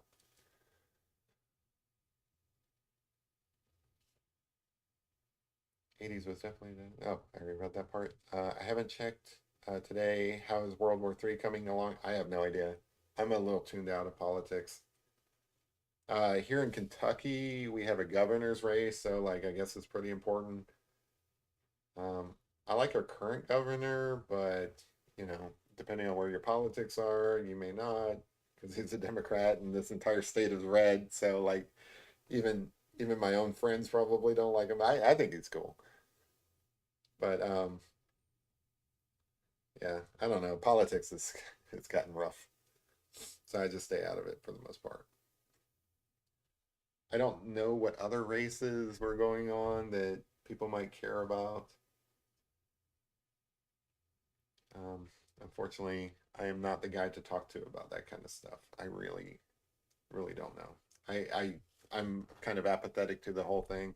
Like, I think that these are probably, I don't know if they're actually just terrible people or they're just not very good at doing things, but I don't know, man. Like, I don't even know what the point of like say a Congress is and stuff if they can't actually do anything. Like all they do is argue. Like doesn't seem like they're doesn't seem like they're doing the things that need to be done, but then also, well, like we'd still get roads built and stuff like that. So maybe it's all for show. I really don't know. Get more of a highlight through here. I like this ridge here. And this looks pretty cool. Like this might be a bit much. Let me see if I can lift some of that up. I didn't want that to be as light. Yeah, it's fine. It only looks that way on camera, but I like I like that you've got this highlighted ridge of his face there. Of course, to kind of downplay that a little bit, I need to make this a little bit lighter through here.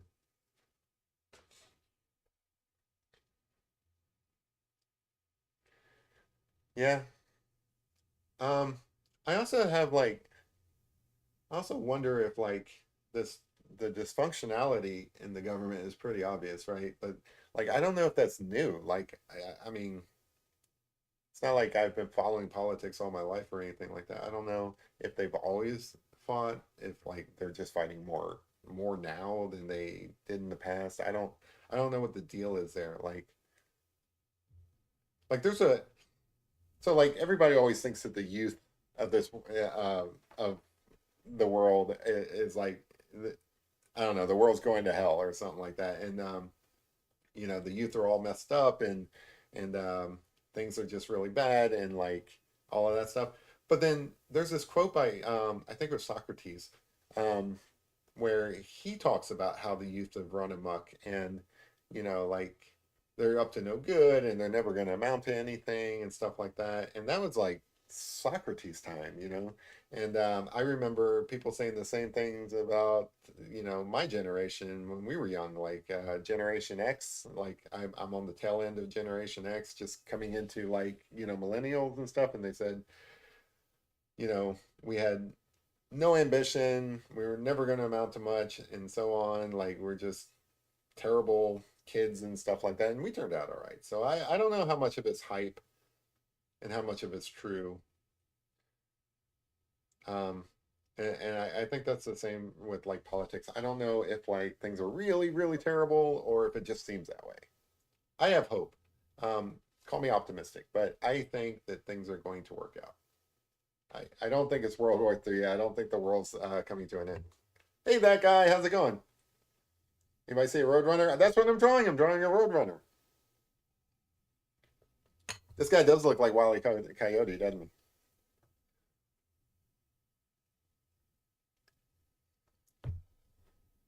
All right, now he looks kind of lopsided because I did do this part of the mane and I never finished over here. So I'm going to move into this right here really needs to be white. So I'm going to double down on that here. How are we doing on time? All right, I need to think about wrapping up, but we're not running out of time. So that's good. It's kind of fun. Like, all my years of watching Bob Ross, I never I never thought about how he manages time and stuff. Now that I'm doing this stuff on YouTube and I kind of want to be respectful of other people's time and stuff, I do kind of like have a mental idea of like where I need to be as I'm working. And as far as time goes, like I don't think people who don't do live streams on YouTube worry about how long a picture's taking. But in my mind, I'm very conscious of how long it's taking because I only set aside really like 2 hours. And I don't even like to go to 2 hours. I'd rather it be like in the hour and a half range, I guess. But it is what it is. All right, anyway, got some mane coming off of here. Like I wanted to do like, more of the body down here. I'm not gonna do that tonight. I'm just gonna do the face. And then I'll try to finish up the rest of it maybe in the morning or something. And I've got other pictures I'm working on, like is yeah, because the Cam was in here earlier, like I'm working on a picture for him and the pictures I do on the live streams and stuff, they're not the only ones I do. I want to actually post more not live streams, like standalone videos and stuff like that. That's a goal of mine. I'm gonna try to work on that.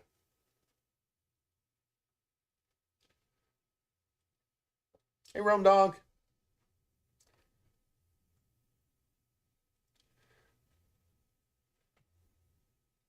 How's work been lately? I know that like you usually come in and say like, "Oh, I gotta work," but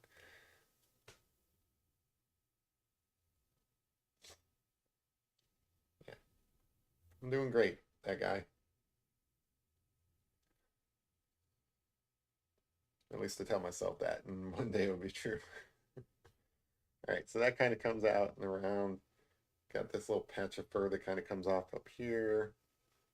Feel like some of this can be filled in, but right around here, it becomes kind of like this tuft of fur that kind of gives it its shape. It kind of comes around, curves in, and becomes kind of like stuff that kind of tendrils off. So that's kind of our border.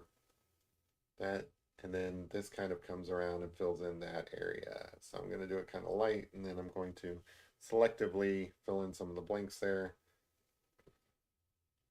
Get some of this back in here. Like all of this kind of comes down. Yeah, there's a bit more to do here, but it is what it is. So like some areas are, all right, I'll worry about that later. I gotta focus on this part over here. This part's super white through here, so I need to make sure that that gets really white.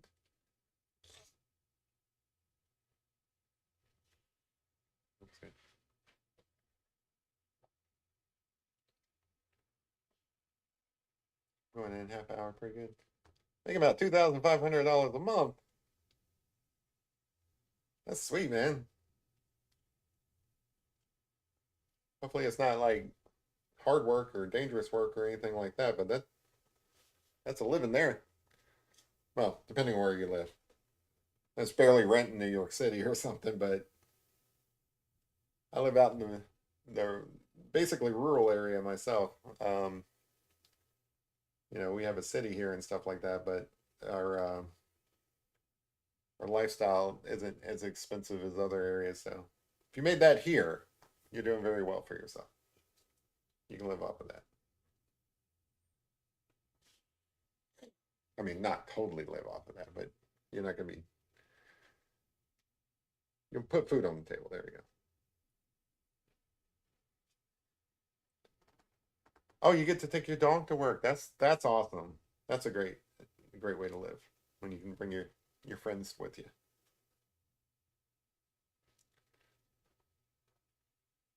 I really love doing pet portraits and stuff like that. I love dogs and cats and all of that stuff.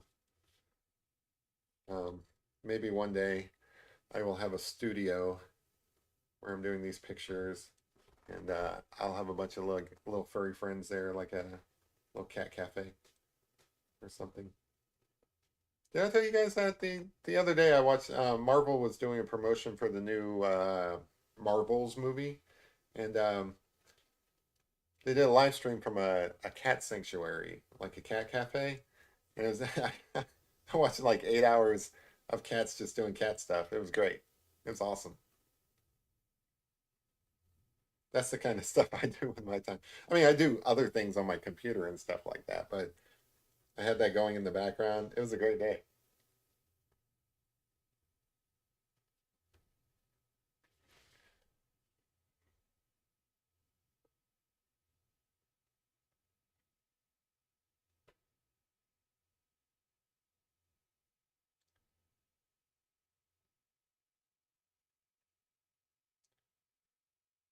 Yeah, I mean, by any standard, that's enough to. Well, I don't know. I think it's enough to live on if you live modestly, which I do. I don't care about like frills and stuff like that. Like I keep my expenses pretty low.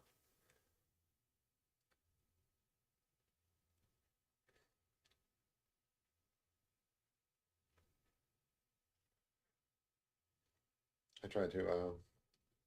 There's there's just not like a lot of things that I care to spend my money on. Like this is my hobby here, like this is what I would spend my money on if I had a ton of money, which I don't. I've never been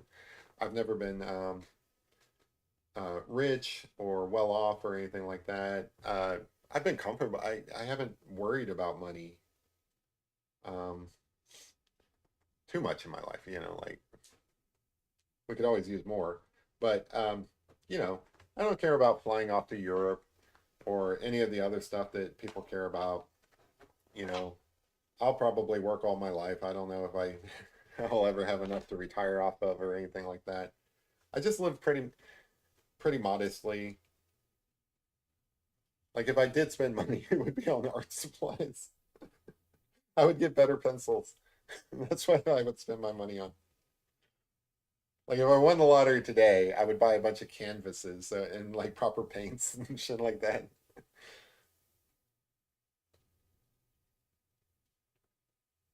Everybody's got a dream, right? But yeah, like my dream, my total dream with with these drawings and stuff like that. I think maybe in the new year I'll try to like work towards that goal. But my dream is to like, I don't know, still do these type of pictures, but maybe have like, I don't know, maybe like do pet portrait. My dream is to make pet portraits for people who have lost their pets. That is something that keeps coming up in my mind. It's something I know that I would enjoy. It's something I believe in. Um, and then I think I'll probably try to develop that a little bit so that it kind of pays for itself. So that like the time I spend doing these pet portraits for people and stuff like that.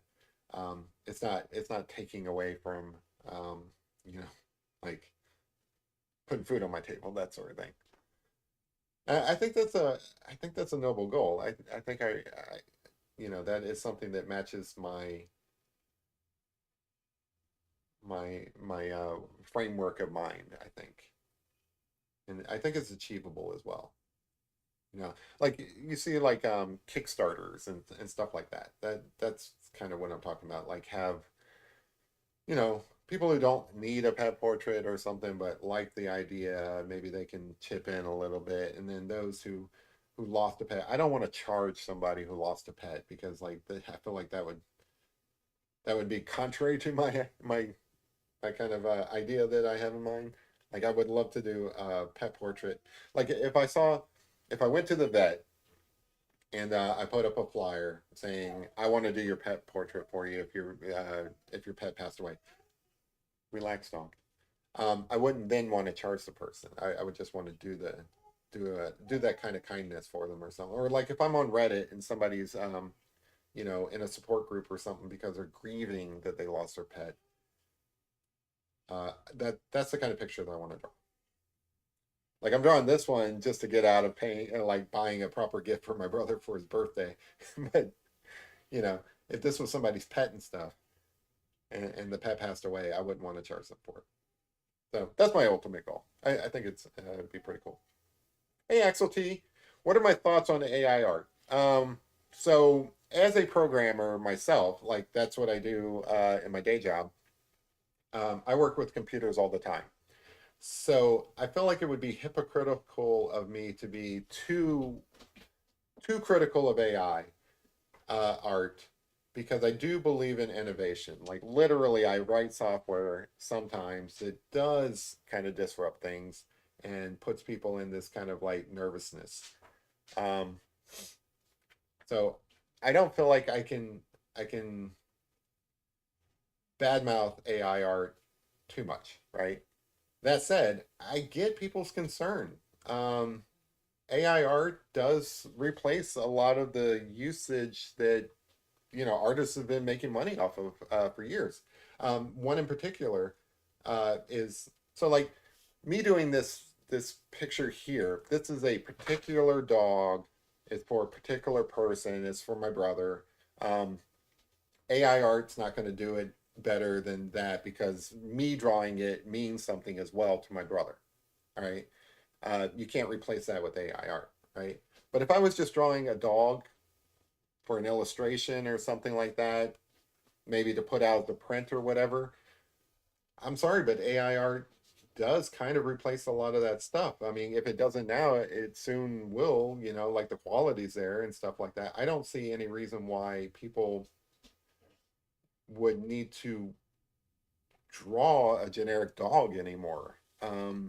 This is different. This is a custom dog for somebody. It's not anything that AI would probably be able to.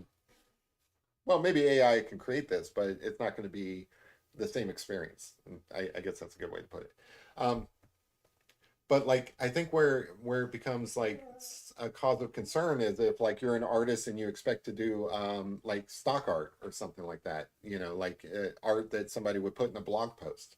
Um, Sorry, but you're probably out of a job. Um, I think those are the type of jobs that Bear, come here. I think that those are probably some of the valid concerns. Um, People who have spent a lot of time developing that as a career, they're going to have some problems because it is an innovation that largely replaces that kind of art. Um, Collectible art, they don't need to worry about that. Like nobody needs to collect my art. I'm not a famous artist, but if I were, that's safe. People are buying that because I drew it or something like that. That's the AI art's not going to replace that. They're not going to AI is not going to replace the collectible art market. It's probably going to replace a lot of the stock art that like you go to a home improvement or yeah, like a home decoration store or something like that, and you see all that art there and frames and stuff off the shelf. All of that's going to be created by AI art for 100%. you see art in a blog post, that's going to be created by AI art. That's where it's going to run into problems. What's my favorite movie of all time? I love that question. Uh, I appreciate it. Thanks, Axel. Um, uh, I don't know if I have one. I love all kinds of movies and stuff like that. So, like, if I did say one, I would probably change my mind in an instant. Um, the one I always come back to, just because like I'll watch it again and again and again, is I'm a huge fan of Indiana Jones. So like, um, the latest movie is not all that great. It's okay, but it's not my cup of tea. But the original Raiders of the Lost Ark, I love that movie, and I get into arguments with people all the time because a lot of people like the third movie, the Last Crusade, better than Raiders of the Lost Ark. But for me, it was always Raiders of the Lost Ark. I grew up with that, and I loved it, and it's been so inspirational in my life that I keep coming back to it. That said, I like a lot of movies. So like I like all the Star Wars movies. I like all the Marvel movies. Um, there's just there's just a lot there, so it's tough for me to say that I like any one particular one. But if you look at the types of movies, it's definitely basically all the movies that Disney bought up. Yeah, Han Solo is one of my favorite characters of all time. So like, I'm not going to give you a hard time for not knowing Indiana Jones that well. It's probably a generational thing too. So like, I was always adventuresome as a kid. So and I actually wanted to be an archaeologist. So Indiana Jones kind of spoke to me. Um, but like if there's kids that have grown up today that have no idea who Indiana Jones is, and I think that's fine. That's just my generation. Like one of my favorite movies actually is Goonies. I had some coworkers who were in their 20s who had no idea what the Goonies were. And I think that's a damn shame because that's a really good movie. Goonies is awesome.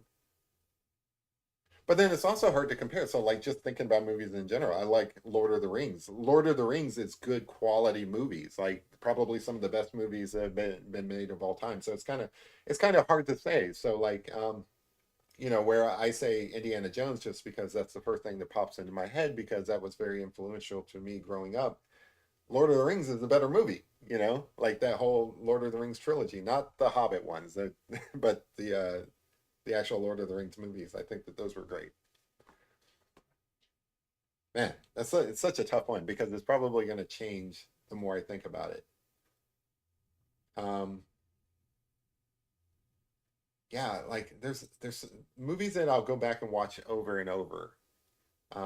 That I never feel like I'm wasting my time watching them.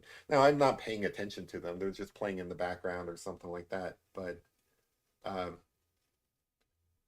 definitely, like when there's a holiday and I've got some downtime or something like that, I'll definitely watch Lord of the Rings again. Like that's like that's art. Great questions. Do I think the Star Wars prequels were overhated? Um, I think that they've aged better than like when they first came out. I remember watching Phantom Menace. Um, relax, Tom. I remember watching Phantom Menace and thinking this isn't actually Star Wars. Like it didn't feel like Star Wars to me. So I didn't really like it that much uh, when it first came out. Uh, the Clone Wars didn't really add on to it. I remember actually liking Revenge of the Sith. I thought that that was pretty good. I think that they kind of like did some course correction there. I liked seeing like for example that opening scene where all the ships and stuff were like fighting in space and stuff. That was new. They hadn't done that kind of thing before. Now it's like old old hat. Like they do that kind of stuff all the time in Star Wars. But at the time, that first what was that planet? Coruscant. Like the Battle of Coruscant. I think maybe I got that wrong. But all those ships flying around, and this is before Anakin and Obi-Wan infiltrate the ship and like rescue the Emperor. that was new, and I thought that looked really cool. And the birth of Darth Vader in that I thought was done really well. It was a little cheesy, like the no, but I thought it was cool. So that one I'm gonna say was okay. But yeah, the original prequels and stuff, or not the original prequels, but the prequels from like the '90s or whatever. Um, yeah, they didn't do very well, and but I think that they aged well because they kind of went back and fixed some of the hate for them in some of their other programming. So like they came back with the anime, like the Clone Wars and stuff like that. Should you watch the Loki show? Yes, 100%. 100%. I love the Loki show. I don't know who you are, but I think that you are you're somebody who has good taste, sir or madam. The Loki show is an excellent show. The second season is better than the first. I like the first, but the second season is really good. The the finale for that I think is actually tomorrow. No, the next day, Thursday, and I'm really super looking forward to it. It's been the first show in a long time on Disney Plus that I will go and watch it the same day it drops. It's been a while since that's happened, and yeah, I like Loki, and I hope that they continue with that show and that this isn't the last season for it.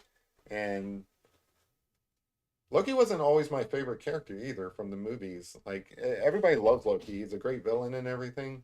But he wasn't always my favorite character. I feel like he's grown on me through that show. That's the kind of character development that has gone into it. Relax, dog. Relax.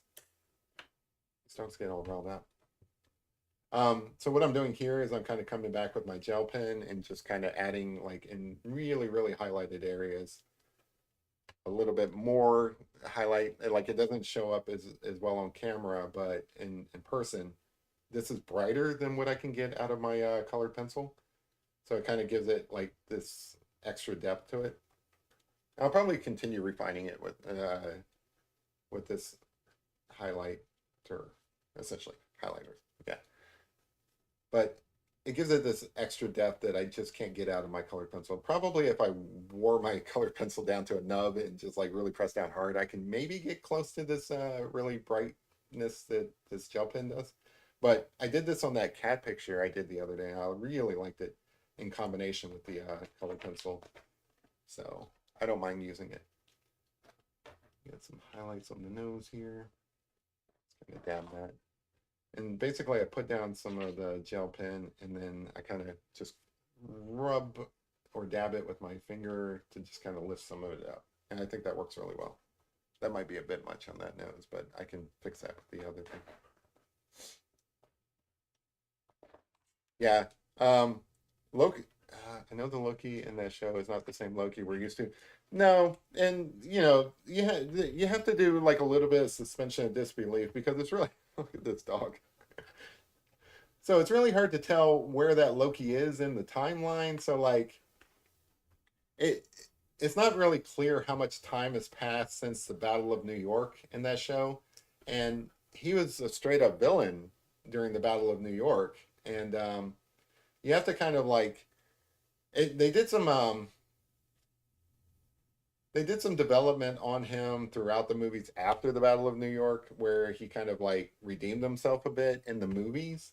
By Endgame and stuff, he was practically a hero, but that didn't occur on the show. And in the Loki show, he basically goes from Battle of New York to being the Loki in the show because of how the timeline works. I'm not going to spoil it for you guys, but so you have to kind of like look past all of that, I guess, just to enjoy the show. Because like if you think too much about it, it's not really realistic that he would be a hero as much as he is in the show.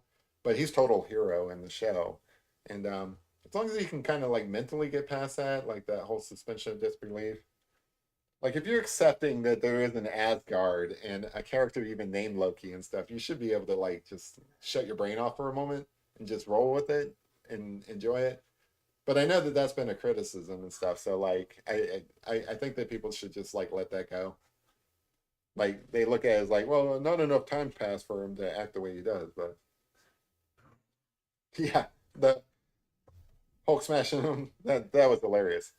They should do that again. That would be great. Like somehow this Loki needs to meet up with Hulk again.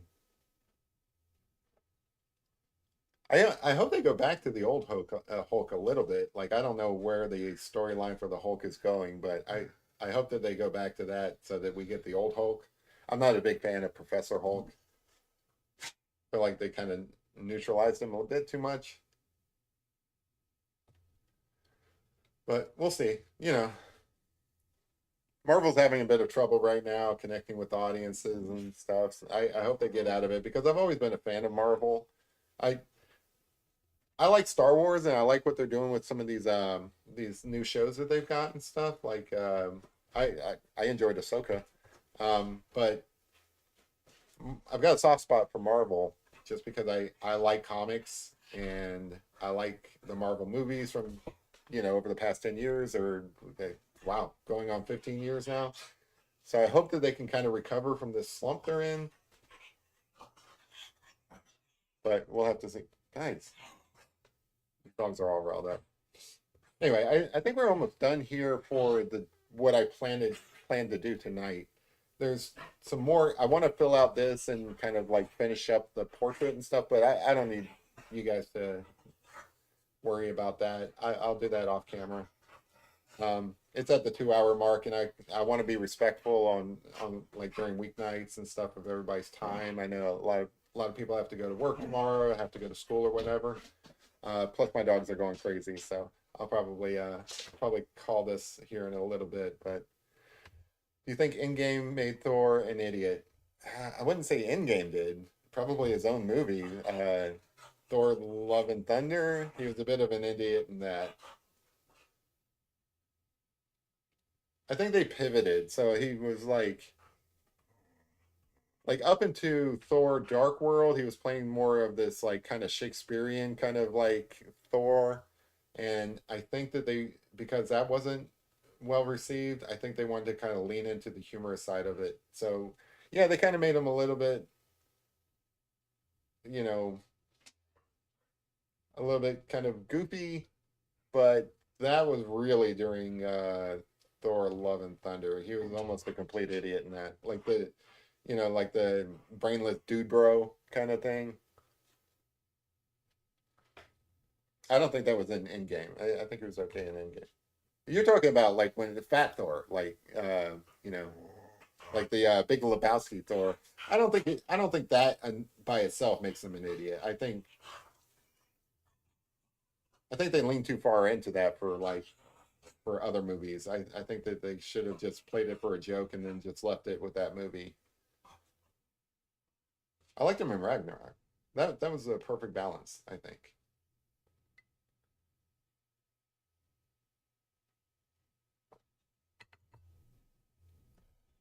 But anyway, I'm a fan of the character. I would like to see Thor and Loki together again. I don't know if that's in the cards. That would be awesome.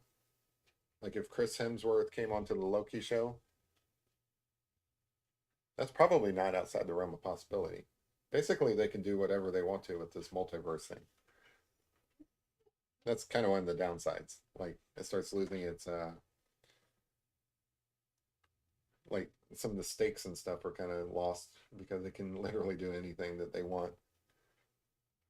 It's great for them as writers and stuff. They don't have to write themselves into a corner. They can they can reset anytime they want and stuff like that. But it kind of like loses the stakes and stuff. I don't know. We'll see how it goes. I'm a fan. I'm a believer that they can right the ship. And I'm gonna go watch the Marvels here in a few days. Like I don't expect a lot of people to. I think it's probably gonna bomb, but in my mind, they can do no wrong. Hopefully that answers your question. I know that I just drone on for a little while and babble and stuff like that, but anyway, I think this is looking pretty good. I am probably going to wrap this up. Like I said, I'm going to fill in some of these areas, and I'll try to do that before I actually post the picture up for you guys to look at on the community tab. But I think this is pretty good, and it, it it looks like the dog to me. Like this is my brother's dog. I see this dog all the time whenever I go to visit my brother. To me, it looks like Emmett. So I'm pretty happy with it. It's just giving him a body. That's all that's left. Like basically, you've got some fur that comes out through here, kind of comes around here, and then you've got like a paw that kind of comes up here, and then you've got a shaggy body and stuff like that. But I'll do all that off camera. Think Thor and Loki reunion will be played for laughs, or will it be a serious moment? I hope it's a serious moment. I hope they give some weight to that and give it the gravity that it deserves, because they really are a good team. Like you can see the chemistry between the actors, not like in a romantic way, but like the chemistry between Chris Hemsworth and Loki on camera, or not Loki, Tom Hiddleston on camera. That makes for great cinema. I really hope that I mean, they can throw in some humor to it. It is Marvel, and there's nothing wrong with that. But I hope that they also give it a bit of seriousness as well. But these are great questions, Alex. Thanks, or not Alex, Axel. Great questions. I hope that you come back and join us sometime and ask some more great Marvel questions. I love Marvel questions. We can talk about Marvel all day. Just not today because I am gonna have to end this. So let me go back to me. Um, so I do think that we're going to wrap up. I hope that you guys enjoyed this Emmett picture. I'll probably post it up tomorrow after I give him a body and stuff like that. But this one was fun. It's a little bit more involved than the kitty picture I did the other day, but that's cool. I wanted to challenge. Um, the only challenge here is really just time finishing it off. But I think it's going to look great. And I love that style. And I think that it does Emmett justice. But hopefully you guys enjoyed yourself. I'm not going to keep you guys. I know that you guys got to go to work and school and stuff like that tomorrow. Just an update on my friend Olivia. She's doing well. She just got surgery the other day and she's recovering from that. So I think everything's on the up and up there. But I think that's it. I'll see you guys on Friday. Maybe we'll do a painting. That'd be fun, like a little story painting or something like that. We'll have to see. Until then, I got some dogs that need to go out, so I'm going to call this, and I'll see you guys later. You've been a great crowd. I appreciate you guys. See ya. Bye.